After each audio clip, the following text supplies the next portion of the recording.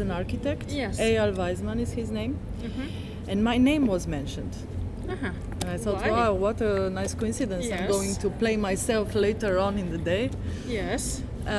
Because he is actually author of, he's looking at, so he's the author of several books where he's trying to look from architectural and urban planning the way the Israeli country or the Israeli state is organizing its colonization in the West Bank and in Gaza. So what I said before was more like a rhetoric question. I know that it's very organized the way they move around in their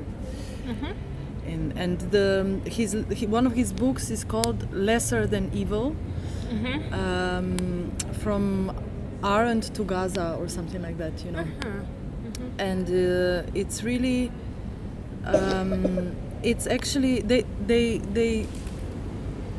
constructed a vocabulary, a military vocabulary, in order to do what they're doing, in order to make new settlements, to expel the Palestinian communities further, or just to make them less and less related to each other.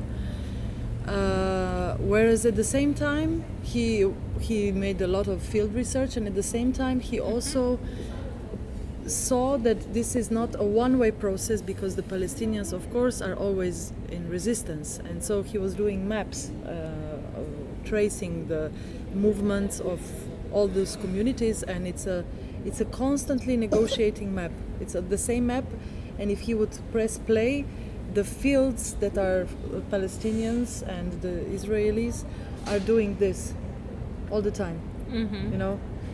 So it's a constant negotiation. So the thing to bring in the wall, which is then of course the wall which reminds us of the wall in Berlin, of all the walls in the world, in Tijuana and so on. The wall is being built not by the state. It's not imposed. Its form, its location is not informed. It's not top down from the state, but by the human rights watchers, because they come to the court, the High Court, which decides, the High Court of Israel decides where this wall will be drawn, and they are the lawyers of the human rights activists and the Human Rights Watch and the Israelis, and they make a plan where the human rights people try to push the wall for 400 meters, so to do less evil than evil. So the actual result of the wall that is being made is being planned by the human watchers. I mean, human rights watchers. It's incredible. It is a mistake. It's very strange. Maybe it's not a mistake, because I don't know. And that's why it's called lesser evil, and that's where Arendt, I mean, my name comes back again. So, you know, I found it extremely perverse. Yeah, it's a really absurd idea, but that's how it functions. I mean, he was there, so he has like really field recordings. I think the real future of humanity is exactly to have no walls and have no frontier, no borders, no borders. no passports. No fucking passports. Because because what are passports and borders for? How you define a person by a line on a map? It's exactly. Fucking incredible. You do that which is of course degrading in itself. But then also today, exactly now, the world is really very rich, but very few people use the riches of the world.